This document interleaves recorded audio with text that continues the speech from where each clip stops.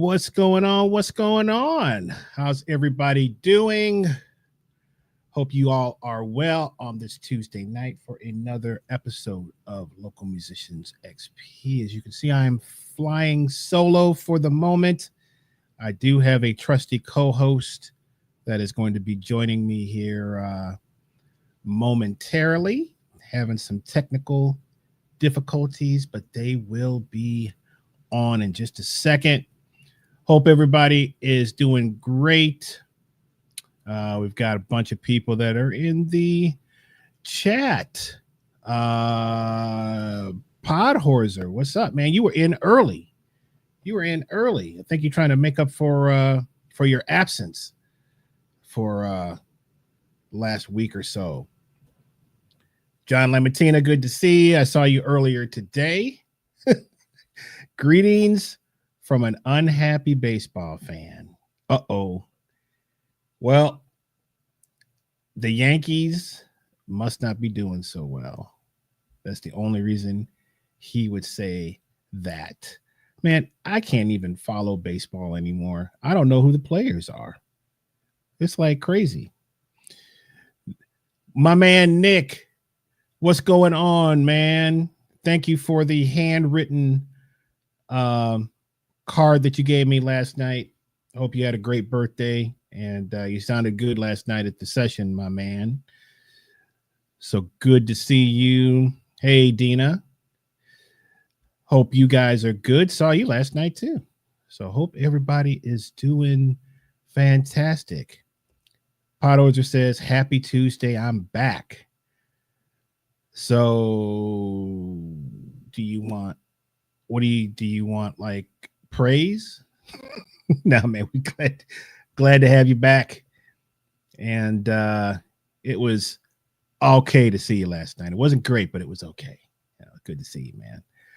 All right. So as we wait for our the second half to come on in. Oh, look, wait a second. We got a Cousin Daryl sighting. Cousin Daryl, man. What? Man. Cousin Daryl, man. Where you been, man? Man, I've been here. Yeah, I've been doing different stuff, so it's like, okay, well, right. I'm here. All right. So we still got a little bit of that popping sound. So I don't know if it's the cable. I don't know what's up with that, man. It might be your mic. Are you have a mic attached to your? I do now, but is that better? It's still kind of There's some. I hope it's not me. I'm here. I'm just hearing. Do you guys hear like a popping sound when Daryl talks? Maybe I'm hoping it's not just me. That's 1, 2, 3, 4, 5, 6, 7, 8. Yeah, I'm hearing some feedback. Let me know in the chat, and we will try to get that fixed. Nick says yes, there is a popping sound that is coming. Nick. Yeah. So I don't know what this is, man. So I'm gonna get you out. Kids, keep trying. We'll figure it out. Okay. I'm gonna go ahead and take care of some house cleaning here. All right. While Daryl tries to figure that out, my main man, Mr. Jackson, is out of town, so he is down in the NO. Actually, I got this hat on in his absence. If y'all can see that, French Quarter Festival NOLA. You see that right there. So this is representing Tyrone Jackson this week. Since he's not here, I'm wearing the NOLA hat, and but he is visiting his family, so he will not be with us. But Cousin Daryl is here. We just got to get him. We got to get him sounding good before we can bring him back in. So, all right, let's take care of some housekeeping. And our trusty producer will be here as well, but he is on the road. So, all right, I'm gonna go ahead and do this old school and do everything myself. So we have, if you look up into the little corner there, I guess it's the left-hand corner of the screen. we have a QR code, man. So there is a QR code that this time, if you hit that, you can get your tickets. It takes you right to the website for the Introduction to Latin Rhythms clinic featuring Frankie Quinones and myself. That is going to be Sunday, November 2nd. Highly recommend this for non-drummers. Of course, drummers without say should be there, but non-drummers come and learn. We're going to be breaking down a lot of folkloric rhythms from South America. I'm going to put up the flyer here, and we'll take this down right here so you guys can see the information there. Sunday, November 2nd at 6:30. That will be held at our home away from home, the Academy Theater in Hayfield. I saw Robert Drake, who runs the Academy Theater. Saw him last night, but he was on the other side of the session and didn't get a chance to speak to him. But if he comes in the chat, what's up, Robert? Good to see you last night. And but yeah, man, we do have, I know that there's going to be some dancing going on this time. So we have some good friends of ours. Miss Audrey is going to show up, and I think she's going to have some of her salsa partners with her. So we will be shaking the night away at Academy Theater, November 2nd. And as I said, if you hit that QR code or the QR code on the flyer, it takes you right to the website and you can buy tickets. All right. So that's November 2nd at Academy Theater. And I think that's the only thing that we are promoting at this time. I'll be at Red Light Cafe tomorrow, subbing for my man Robert Boone. So that's always a blast. Robert will be there. I think some of the Lincoln Center Orchestra cats are in town, so they will be coming by tomorrow as well. So that should be fun. Nick says NOLA. Absolutely, man. Absolutely. So as we wait for Daryl and I were talking about some interesting stuff that has to do with all this AI stuff that's going on. So we are going to break down tonight. We already had one discussion about AI where we compared AI tracks to real tracks, and we had, since it was piano solos, we had my man Tyrone Jackson break it down and see if he could tell the difference. And I can't remember what his score was, but I don't think it was very good. What's up, Tia? How you doing? Had seen you in a few weeks. Where you been hiding? But yeah, AI is getting stronger. It's here to stay, man. Daryl and I, Daryl is on the cutting edge of what's going on with this stuff. So we're going to chop it up, and we've got some videos that we're going to play, and it's some interesting stuff going on right now with what can be done with AI. So I'm going to try again to bring my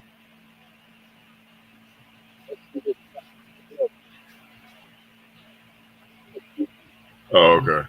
There you go. That's it. Yeah, that's it.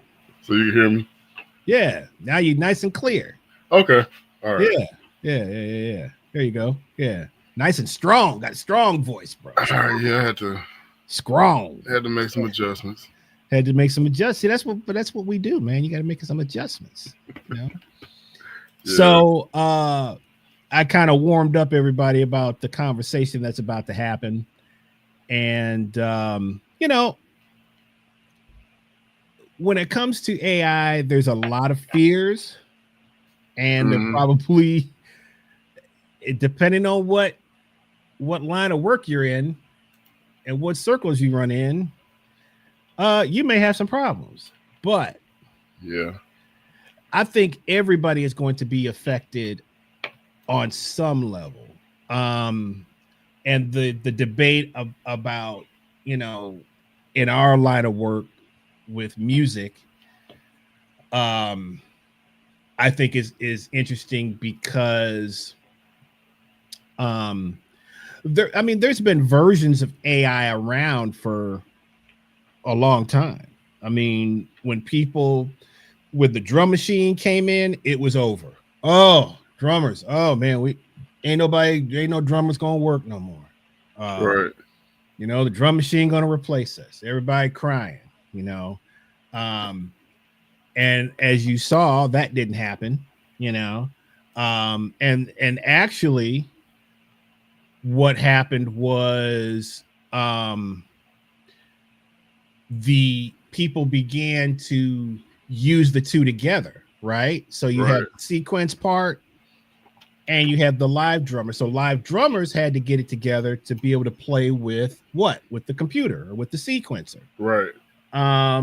Click track came in, you know, somewhere in the early 80s, I guess. Everybody was again, oh, this is the end of nobody has perfect time, yada yada yada yada. Right. Man, it's just something you got to work on and you figure it out, you know. And now you don't even think twice about going into a studio and having to play to a click track. It's just par for the course. So Right.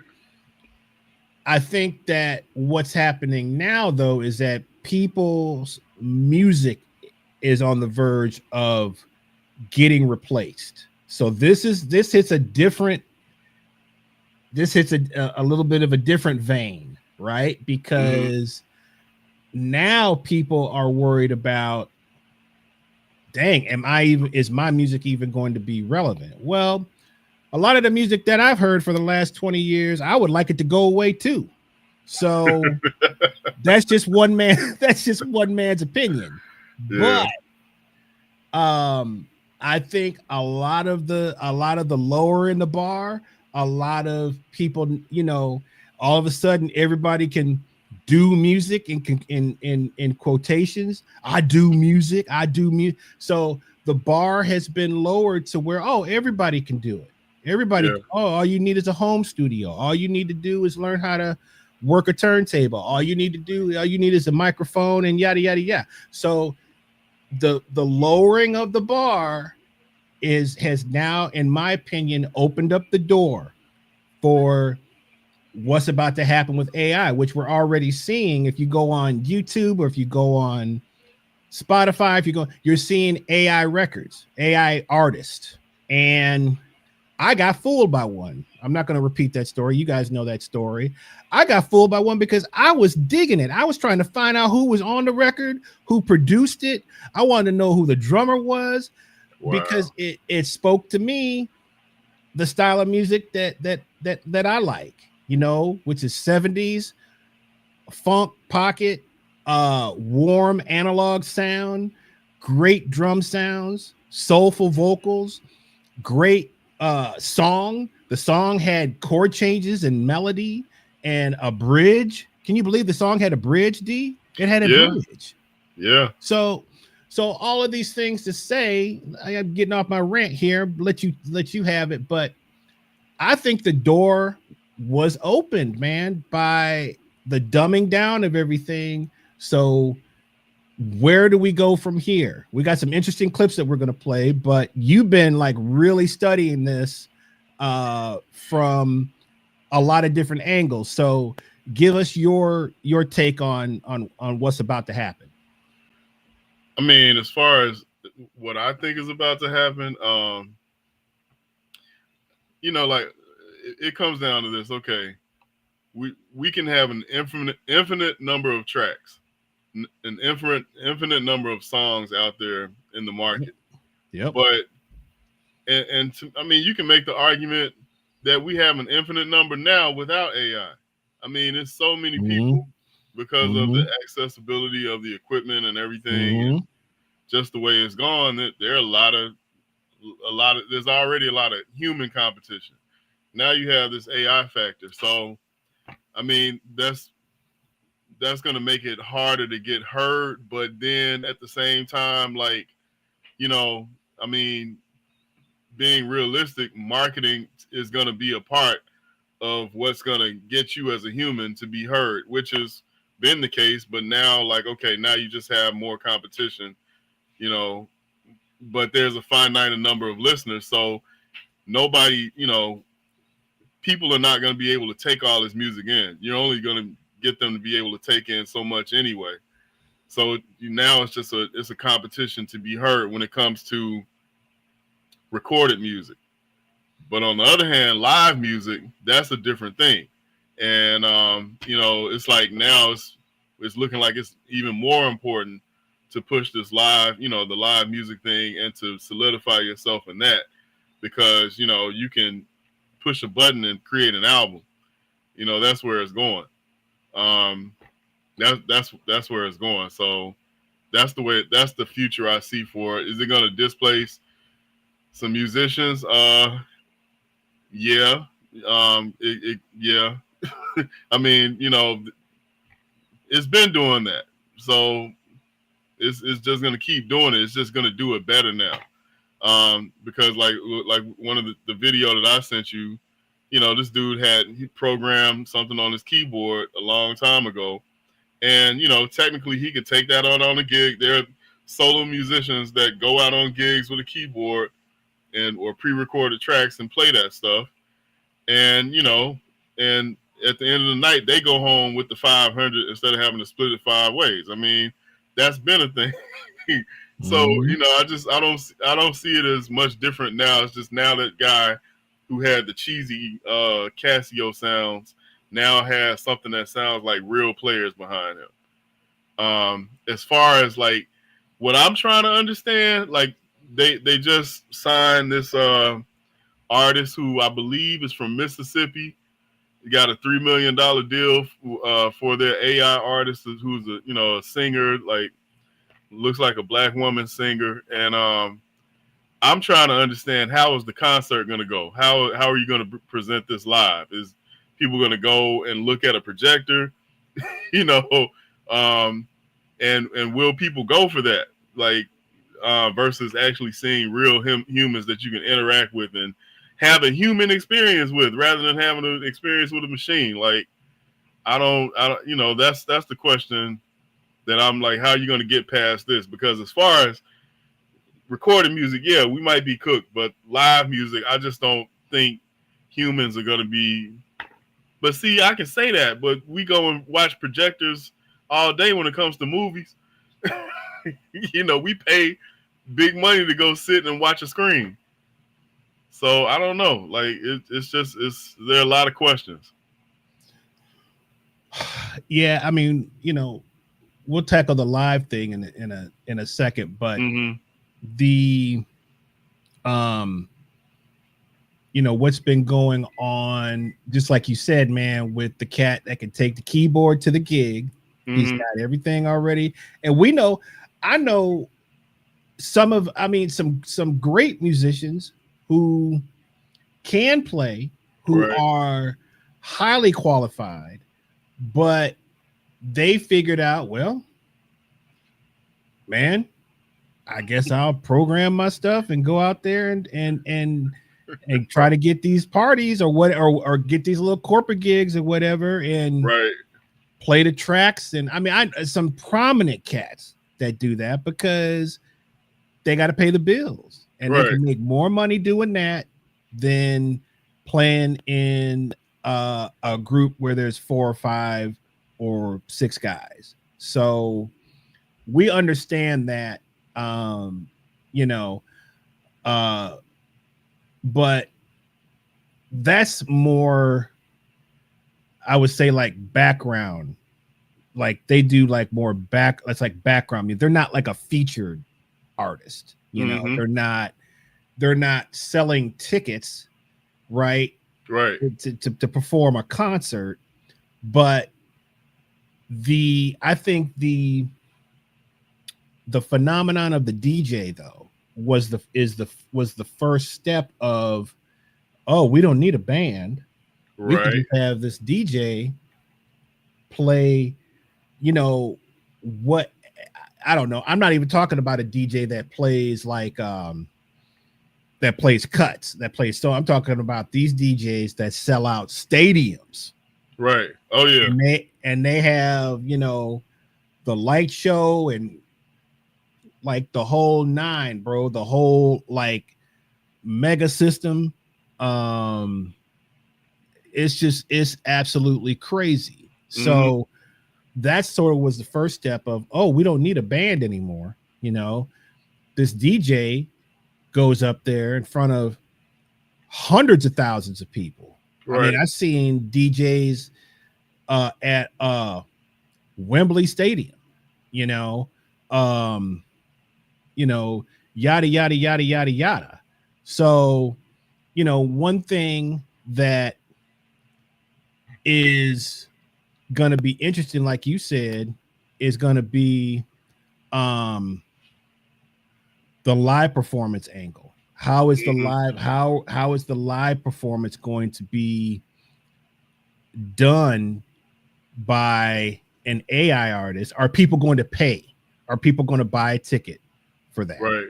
You know, and see. So, all right. So, let's do this, man. Let's play first off. So the video that you sent me, I've got that. Did you cue that up as well? I've got that as well. No, I haven't queued up anything. Okay, so I don't know. Okay, so because I saw something else try to come into the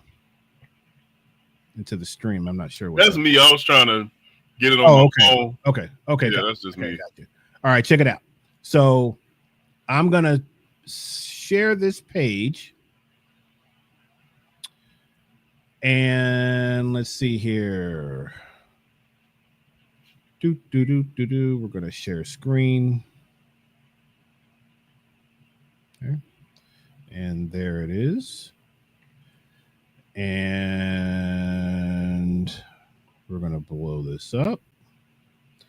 All right. So, what's his brother's name? I can't remember his. Man, I want to shout him out because I don't know his name. His channel is AI Creatives Connect, I think. But yeah, AI. Yeah, okay. So AI Creatives Connect. He's somebody we need to get on the show. He did a really great job. He does a lot of work. He is a jazz pianist, but is sort of doing some research and some great work about AI and how it's affecting, you know, live music and live musicians. So AI Creatives Connect is his channel, but he had programmed a tribute to kind of like an Elvin Jones. I think he called it Elvin. Right. And he programmed this thing into his keyboard, and it sounds exactly how you think it would sound. So we're gonna play that a little bit. And then we're going to play when he put it into AI and changed and see what happens. So let's play this first, and then we'll come back and talk about it. To this video, there's this guy playing a keyboard, and this is what his song that he programmed on this keyboard sounds like.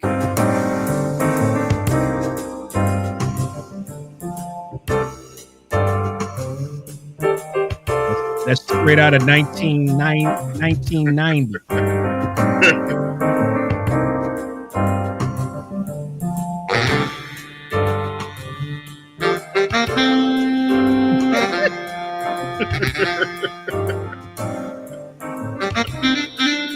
Oh.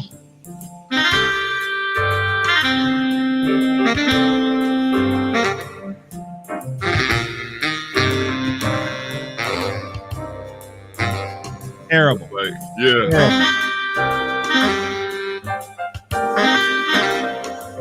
It's like House Party 3 soundtrack. Yes, man.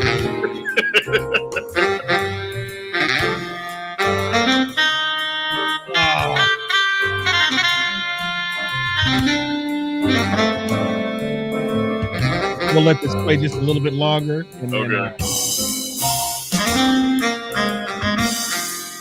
the cymbals, man.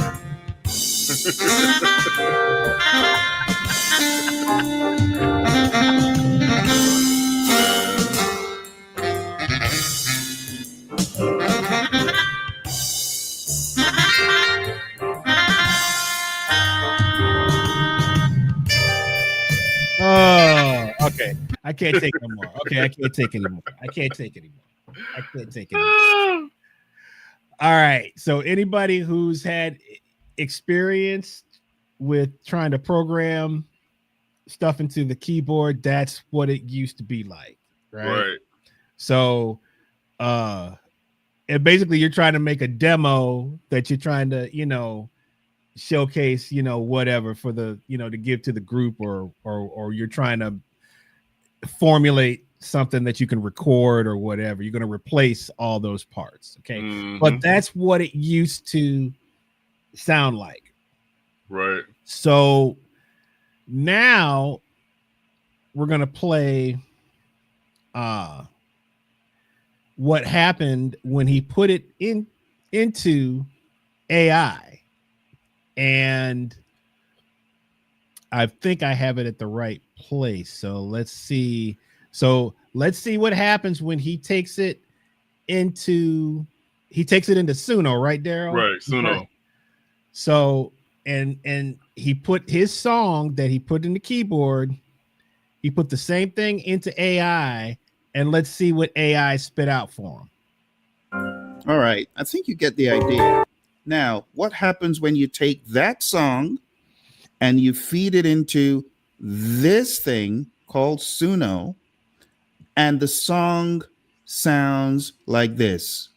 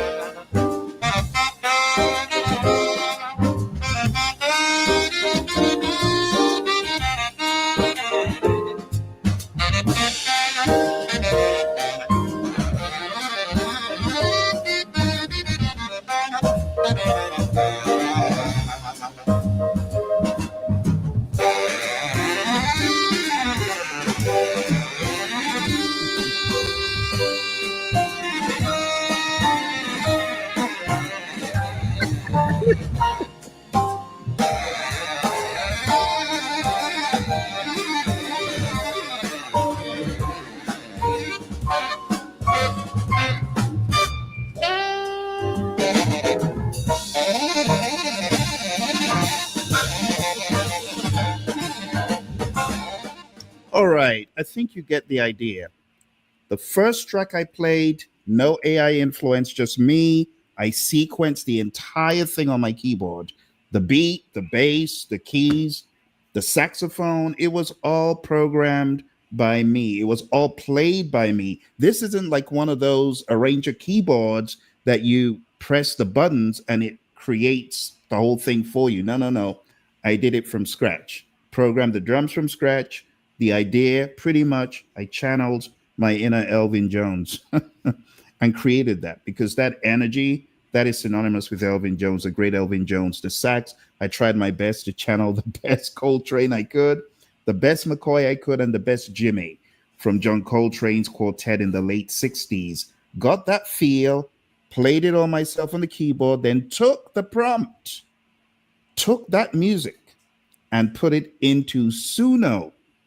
And that is what created the music you're hearing. Okay. Mm-hmm. So, it's we're not saying that it's perfect, Right? because there's still, you can hear, different stuff going on, but it was a massive difference between the sequence and when he put it into AI, and it was able to capture a little bit of the energy, man, of that band. Mm-hmm. So speak on this, man. What do you? I mean, because it's only going to get better. That's exactly what I was gonna say. It's like whatever somebody has to say about it now, it's like, hey, that's already obsolete. The thing is moving. It's on the move. Like it's gonna be better tomorrow. You know what I'm saying? And I mean, it's a dream because it's like, I mean, how many times have I wanted like some stuff to practice to, and then I go get a Jamie Aebersold recording, and I'm not saying it's not good, but it's just like, you know, like you could, I mean, you could put the Jamie Aebersold in this and spit out 3 or 4 different versions. You can speed the song up, slow it down. It's a whole bunch of stuff you can do, you know, just to be able to, you know, share it to if you wanted to share, if you wanted to use it for that purpose. Then if you wanted to use it as a recording, I mean, it's like having, okay, the you know what he did at first. I programmed all the stuff in myself, played each instrument. Now I have an actual sort of session musician that's, you know, like human level bass player that can, you know, do this, and it's generated by the computer. And I mean, a lot of people I'm seeing, you know, are just totally upset by it. You know, a lot of people that are very purist minded, totally upset by it. And my question is, like, the whole ethics of AI, like, what's the difference between me listening to Elvin, well, you know, John Coltrane Quartet, and being inspired by that sound, and then one day playing or writing a song. I've written a song that has that kind of vibe to it, you know, and I've heard hundreds of other jazz musician songs that have written and, you know, been influenced by that. And it's just like, you're listening to Elvin and, you know, adopting his style. Now a computer can do the same thing. I ask, what's the difference? Like, what's the real difference here? Like, other than us being mad that a computer can do it way faster than we can and can scale it, you know, way quicker than we can. That's the difference. So it's a threat to us in a way, but it depends on how you use it. I mean, I guess, like, if you choose to ignore this, and it's not going to make it go away. Like, it's not going to make it go away. So, and can I use this? Can I, you know, can this help me in some kind of way? And am I selling out? Like, okay, well, let's stay with that. Okay. Can this help me in some kind of way?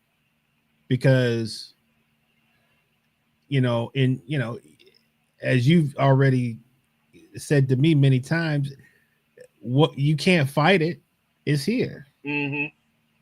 It's only going to get stronger. Right. And so what's the alternative? Do we, because this, to me, I mean, you know, and I don't know, maybe I'm like the eternal optimist or something, but man, I remember like the drum machine, dude, was the worst thing that could have ever happened to a drummer back when that started to become the thing, you know, in the 80s, basically. I mean, cats were doing some minor sequencing stuff in the late mid to late 70s, but not on the scale of where there's genres that are, the sound is completely, I mean, Prince went there. Prince, he was blending both. I mean, he was still using, you know, some live drum and stuff. But the Linn drum, the power of the Linn drum, was monstrous, and everybody was using it. Right. And it's on thousands and thousands of records. Now, you know, if I had some of my studio drummer friends who were cutting sessions in the having to cut sessions in the 80s and the 90s, Mm-hmm. some of the stories that these cats would talk about are really interesting, because replacing those, like if you get called, I mean, even let's take it even a step further. Let's say the record, you got your charts, whatever, gold, platinum record, whatever. The whole thing is drum machine. Mm-hmm. When they go on tour, they could not have that sound. They had to have a band. They had to have a real drummer. And it was the drummer's job to figure out how to replace what happened on the record with the drum machine parts. Mm-hmm. Now he has to figure out how to play. That's how my man Sugarfoot Moffett, Jonathan Moffett, who's is played with the Jacksons and Michael Jackson for all those years. He came in and played. There's a story about him. I don't know if it was an audition or it might have been an audition, but Don't Stop. Don't Stop Till You Get Enough. I think it was that groove. That groove was supposed to be unplayable for a live drummer. He figured out how to play it. So I think he got the gig. Oh wow! It might not. Somebody is somebody in here that knows that story. It was one of those type of tunes. I think it was. Was it Working Day and Night? Maybe it was Working Day and Night. Nah, Working Day and Night's pretty. I think it's Don't Stop Till You Get Enough, because there's some weird in the chorus. There's some parts that are really like, who I can't remember who programmed that stuff. Okay. Whoever programmed it, had the hi-hat on crazy in between the 16ths and. But anyway, I get what you're saying. Yeah. He figured out how to play that. So they were like, "Oh my God, nobody's been able to play that beat. You got a gig."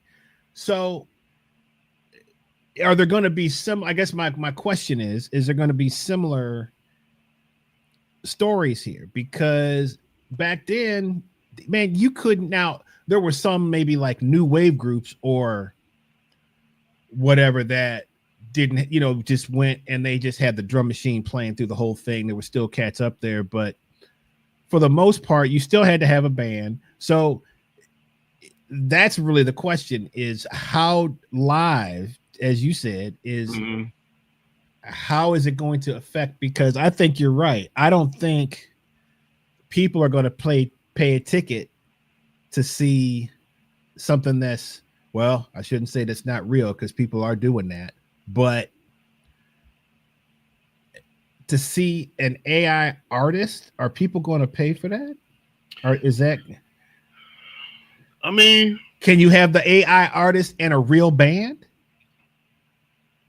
No, you can't. I'm not gonna say you can't, but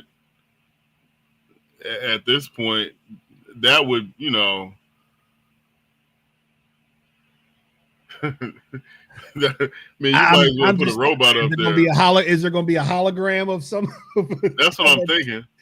Is it going to be a hologram? I mean, with technology, there's going to be a way to merge those two worlds, because they're going to find out. Somebody's interested in figuring out, like, well, can I take a band? Can I take an AI band and it perform with me?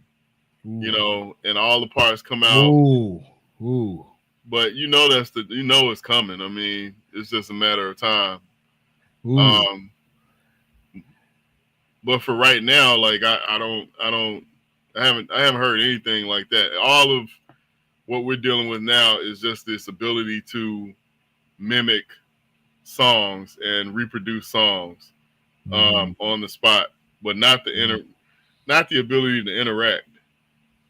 Well, okay, so let's go both sides of the coin with this, right? So if you're playing pop music, ain't no interaction. Right. You playing the song straight, just like the record, basically. unless you're one of a handful of artists that actually care about musical aptitude in Right. their band, that are pop artists, Sting, Peter Gabriel, you know, Yeah. that are where it's still about changing the arrangement and, you know, playing everything live. Like, but most of the time it's about just playing it how people want it. I guess people want to hear that's what they tell me. Oh, people want to hear the record. I'm like, well, all the artists that I like, they always did something. They had to be better than the record. Yeah. They played. I mean, I think it, you know, the history has been that you have had artists that would perform 2 tracks. Yeah. Because that was the thing, you know. But I'm guessing that over time people got bored with that. You know, because it's like to have a band, to have like that the activity there that helps sell the show. I think it probably went away for a while, but musicians, artists started realizing like, hey, I need to do something to legitimize myself, because just sitting up here putting a CD in the machine and playing my track, you know, that was a big thing at a certain point. But then like all of the artists started realizing, now I need to have musicians, and I need to have good musicians, you know, that can add something, bring something. So I think they realized at some point there's value in having real musicians. I mean, like even hip hop, like I did a show with Jeezy one time, and you know, we up there with saxophone and trumpet, which is just like, you know, like what does he need us for? But I definitely think like in terms of selling the show and selling an experience, that's what we're there for. If nothing more than just props that don't really need to be there, but we become part of selling the image. Right. That this artist is legit. Because Jeezy's doing something with an orchestra now. And I'm like, okay, that's never thought I'd see that, but here we are, you know, like here we are. Exactly. All right. Yeah. Well, I'm sorry. Yeah. No, so I'm gonna share this other so this is another cat that we'd love to get on the show, Patrick Bartley, who does incredible work on YouTube. Is a phenomenal saxophone player, composer, arranger, super bad cat, super bad. And he put out his own video of some cats listening to some some AI. Now this one got my attention. You know, this one got my attention, man. So let's see what happens with this. B flat, B flat, B flat, B flat. A B flat, B flat, B flat. A B. Bro, I hate this. It's making leaps and strides. It's making leaps and strides past anything we could have imagined, bro. This is absolutely has the potential to replace us. Anybody who says it doesn't is really huffing some serious copium. Like, it's the copium is unbelievable with some of y'all in this chat. I'm just gonna be real. Copium is real. Like this absolutely. Why would a random person on the street who knows what AI is and knows what Suno is, why would they not use this? They can save thousands of dollars on the greatest musicians in the world and just B flat, whatever. Just like Bebop Biggie must have said, this is tough. Unpause it. And y'all think I'm crazy. B flat.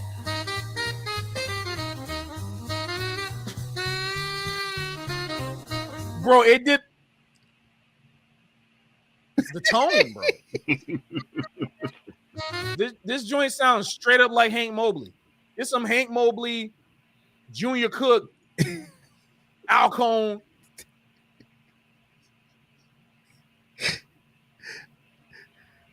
I'm gonna say right now. All right, because I need to say this right now. Guys, I'm making it my freaking life's mission right now for the rest of my life.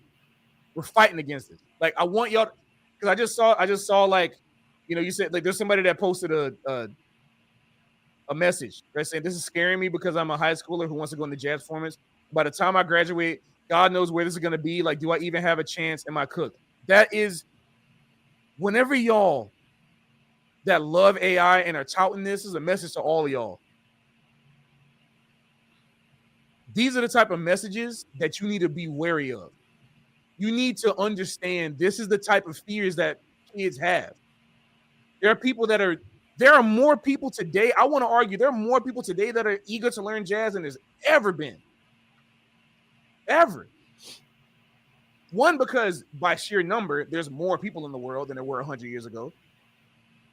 But also, it's so easy to be exposed to it now because of the internet. You can accidentally be exposed through it by, like, there's somebody in my server that said they don't really know anything about jazz, but they want to get into it. They kind of their only exposure to jazz is from Persona 5, which is not even jazz. All right, so let's cut that. So he's got. All right, so here's a bona fide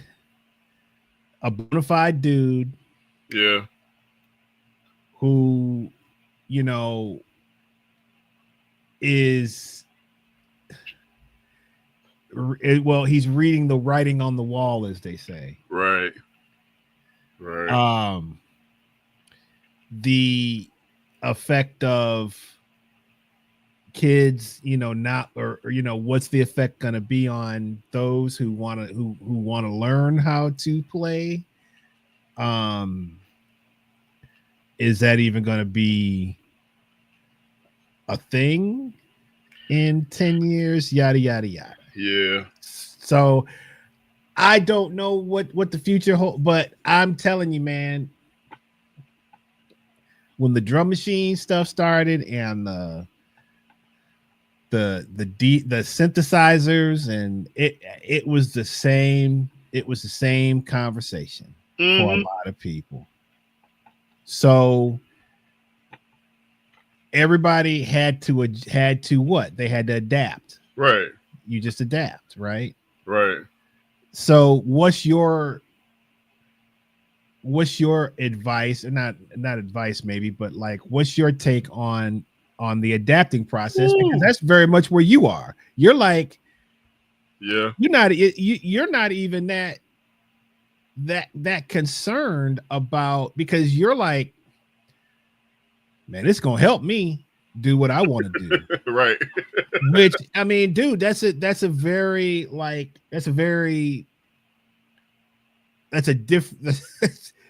completely different mindset than where most people are. So can you explain where your head is with all this stuff? I mean, man, I have so many thoughts. And we're gonna do some more shit. You don't have to like right, okay, give everything now. Yeah. We want to get Tyrone's take on this and some other people's take that we're gonna bring on. So yeah. But this, I mean, you don't seem to have that same. You're kind of like, how can I use this? So what's give your take on this? Yeah, I mean, like we talked about the history of the drum machine and the synthesizers, how they came along and that changed things. I mean, yes, we have established a tradition, a long-standing tradition of musicians playing musical instruments. And, that has persisted for a long time. We had player pianos. That's different. But, we had player pianos with a ghost sitting up playing the piano. And it's the way I'm looking at it is like, look, we had the Iceman guy go around delivering ice to everybody, and then they invented the refrigerator.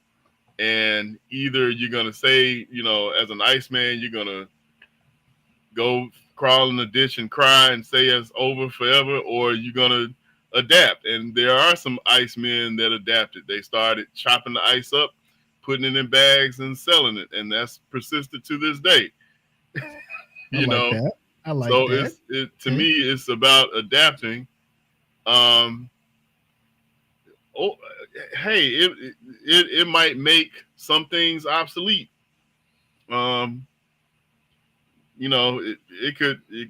can make a lot of things obsolete that we're used to being there. But at the same time, like, I just got to be real. Like, the guy who's questioning, talking about, I was thinking about doing jazz performance. Like, bruh, before AI came along, that was.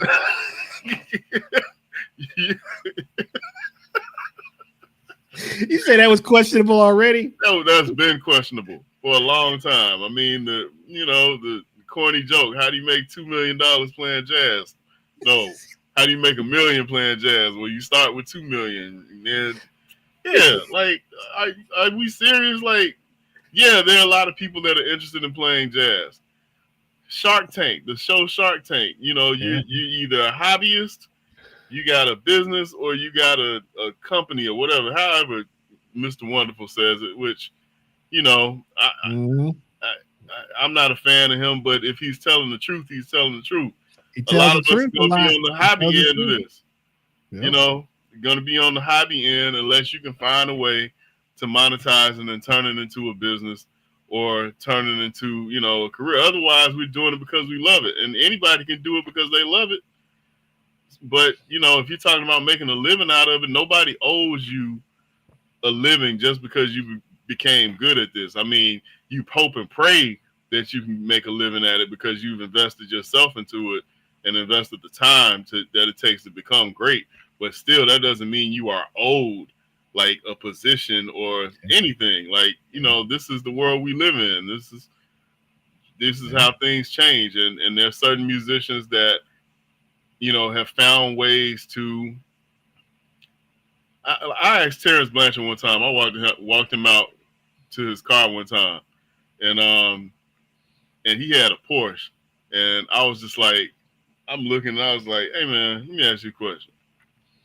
Had you not gotten into film scoring, would you have this Porsche? And he was like, man, hell no. You know what I'm saying? and Al Tootie Heath, when I met him, I went up to him and I was just like, hey man, I'm trying to play. How do I really get in? And he was just like, what? Why are you trying to do this? He's like, man, you see what Terrence doing playing film scores? He was like, man, look, when we were playing and doing these gigs, we did that because it was a way out of our situation. We could do that at the time and make some money and go some places, instead of just being stuck working in a factory. What? You know what I'm saying?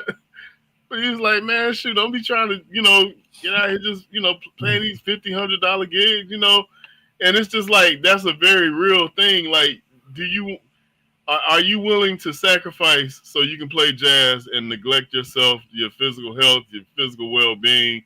Mm. What are you talking about? Like, yes, play jazz, you're inspired, but you need to be told that reality up front. Hey, this is 1% of the music industry, R&B and pop, and it's been that way. R&B, John Coltrane played R&B gigs. Like, what are you talking about? Right. You have to adapt. You have to figure out a way to make it. Yeah, if you got to figure it, man. You know what I'm saying? Nobody owe you anything. Like, I'm not trying to be cold, but I'm just trying to be real. You know what I'm saying? Like, right. So when I look at it as, okay, but on the flip side, can this help me? Well, shoot, like, probably can. Probably a number of ways it can help me do something, So I'm going to look at both sides of the coin, and I'm not going to just throw the baby out with the bathwater. And you know, in my opinion, like, how you feel?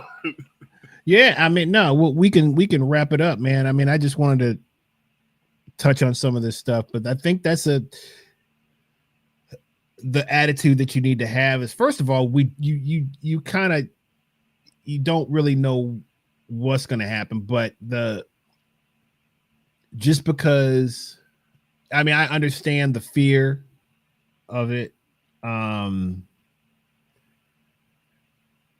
You just, you know, I guess it, not to get like existential or whatever, but it's like your faith has to come into play at some point. Like, and as you said, you have to adapt. This is the I mean, and that's in every career, every situation. Look at when the IT field, when IT crashed. Oh, yeah, bro, I know cats, man, they had to, their education, they spent thousands of dollars. right.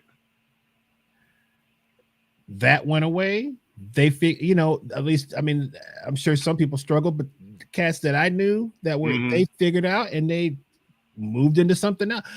I think that's it's like we're the only, especially like jazz musicians. That's the only art form that can't change. That's the only art form where everything got to stay the same. Right. It's like, that's not realistic. Right. Yeah. It's like every other form of music. Maybe, I mean, even I don't know a lot about classical, but I mean, I'm sure classical is probably maintains a certain, you know, uniformity, but it's like there's so many people that continuously they just don't want jazz to move past a certain point, right, where it's like it already has. You don't even realize it. This is why you know what I'm saying. You know exactly what I'm saying. Like when Marcellus, he made a point about, like, you know, defining jazz, and, you know, like, just I completely understand this point. Like, you just can't call anything jazz, because then anything can be jazz. So then what is jazz if anything can be jazz?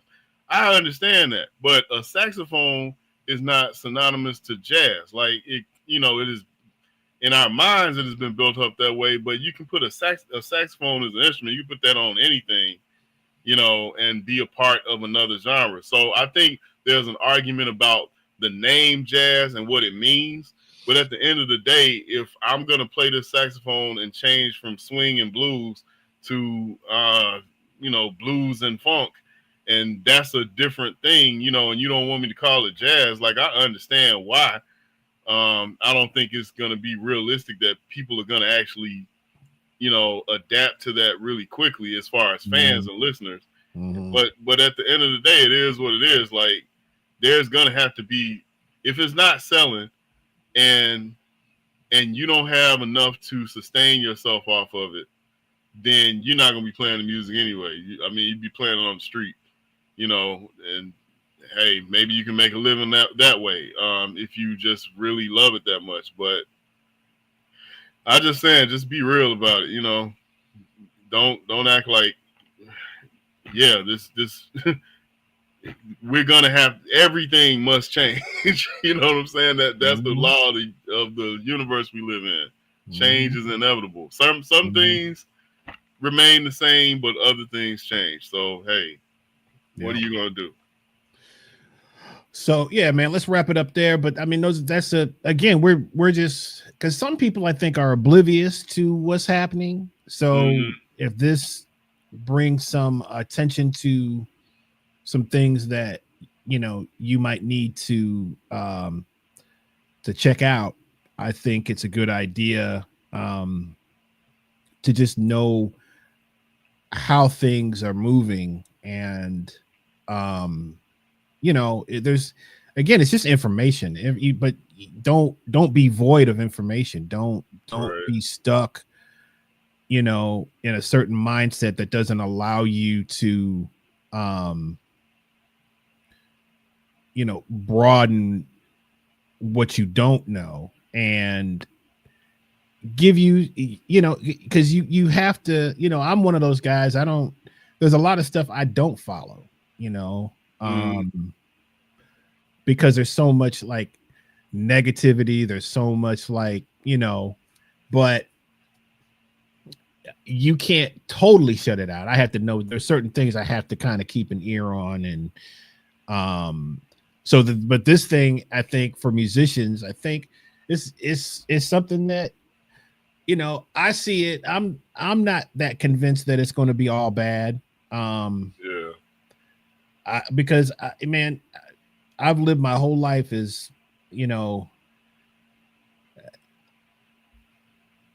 I try to be able to wear many hats, Right.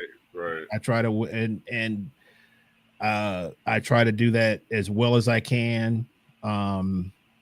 Some would say jack of all trades, master of none.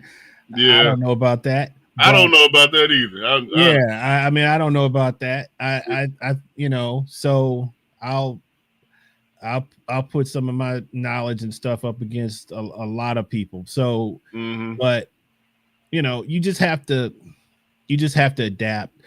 But you first have to you have to be aware. You have to get the information. So, right. So with that, y'all, we're gonna shut it down tonight, and hopefully this this didn't ruin anybody's night. We had some John Labatima. Sorry, John. Sorry.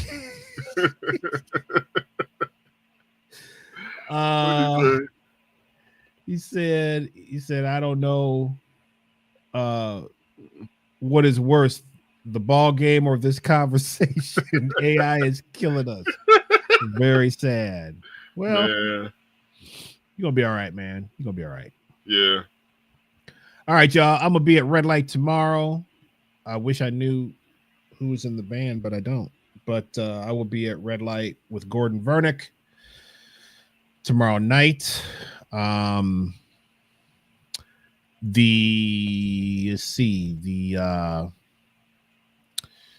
Introduction to Latin Rhythms. I know we've been pumping that on the show. November 2nd. There is a QR code up in the corner where you can hit that and it will take you right to the website where you can buy pictures or buy tickets, not pictures, but tickets. So that's the little flyer. And me and Frankie, actually, we're rehearsing on Friday, getting some stuff together for y'all. So November 2nd, come check that out. And with that, my man, cousin Daryl, great to have you back, man. Cats was looking for you. I told him, I said, man, he's all right. He's around. I am. He's been working. He's, sometimes Yes, you gotta make a living. So, so I'm not sure next week. I think we will be back next week. Tyrone will be out of town again. So he's got some traveling that he's had the next couple of weeks. So okay, Daryl and I will most likely be back next week. And I think we'll be off the week after that, the week of the 21st. I think we'll be off, but we should be back next week. We'll see what the conversation is going to be. It could be more AI. Now I don't want to, because Cat's getting depressed, man. We can only hit him with this every now and then. Yeah. Every now and then. I feel that. Yeah. So, all right, y'all. Y'all take care. See some of y'all at the session tomorrow. And if not, I will see you all next week. See ya. Peace.